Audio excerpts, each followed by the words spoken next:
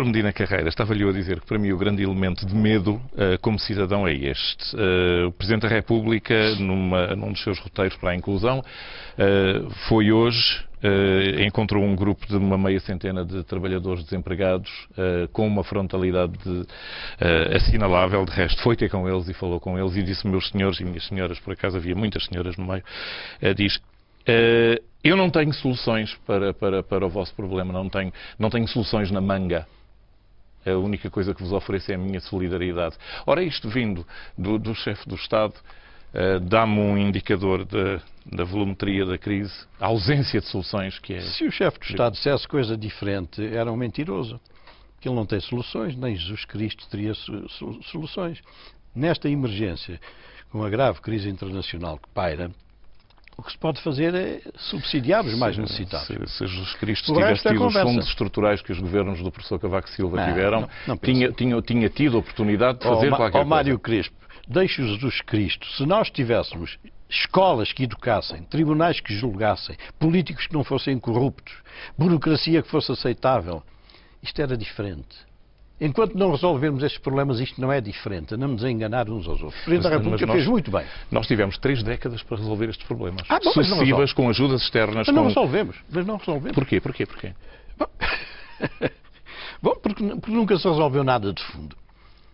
Porque o país está ao serviço dos partidos políticos. Os partidos políticos não têm interesse em resolver os problemas de fundo. Os partidos políticos principais, o PS e o PSD, vivem das sondagens que vocês apresentam e dos resultados eleitorais. Porque eles têm uma clientela. Os partidos políticos do PSD e o PS são basicamente bancos alimentares.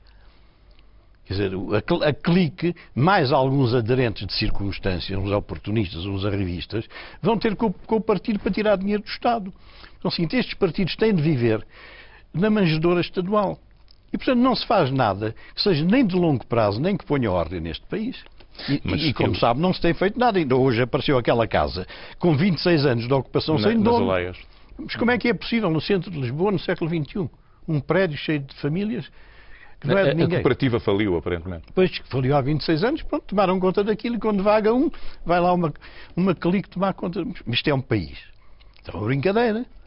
A expectativa como cidadão é que não só do chefe de Estado, mas dos vários atores do poder executivo viessem exatamente propostas de solução. Quer dizer, a situação é má, mas nós estamos... Mas as propostas de solução estão aí.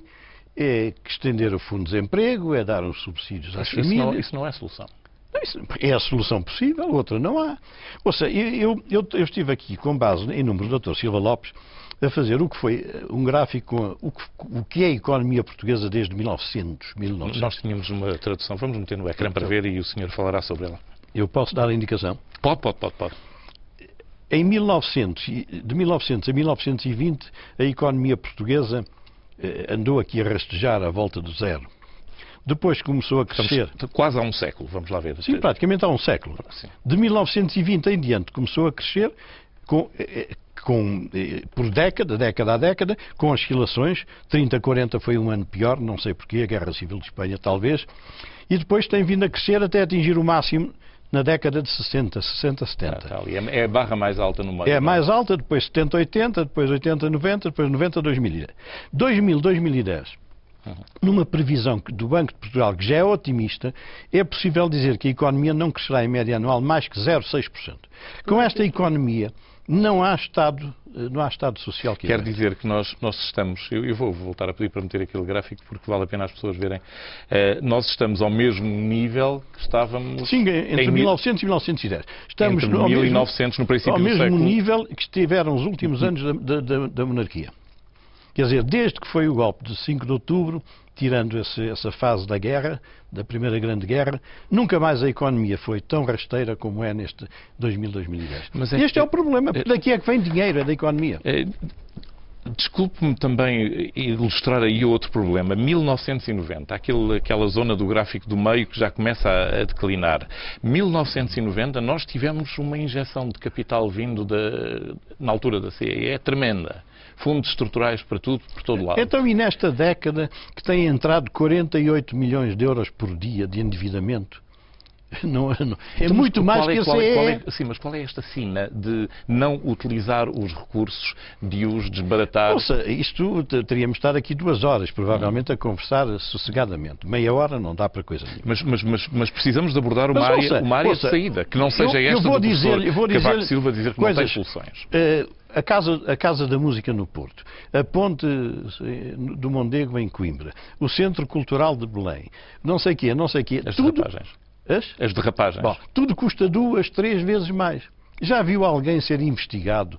Já viu a Polícia Judiciária e o Ministério Público tentarem averiguar o que é que se passou com isso? Porque houve gente que ficou com dinheiro. Nós estamos a endividar a 48 milhões de euros dia. O senhor vê este país viver bem? Vê as populações satisfeitas? Vê a economia a crescer? Não vê. Portanto, isto esfuma-se tudo aí por sítios que a gente nem sabe quais são. E isto continua. E se nos falhar o financiamento, nós podemos ter uma súbita crise na sociedade portuguesa. Como é que se traduz essa crise na sua, ninguém sabe. Na sua análise? Sabe que estas mais do que o desemprego já? Desemprego e barulho e protestos. E, desordem social? Desordem social, não estamos livres disso, com o caminho que isto leva, porque juntamente com este empobrecimento rápido do país, junta-se a imoralidade das elites políticas, económicas. O senhor não conhece um político, um homem da bola, ou um homem de empresas, nomeadamente os bancos, que tenha ido para a cadeia. Nada. Não acontece nada.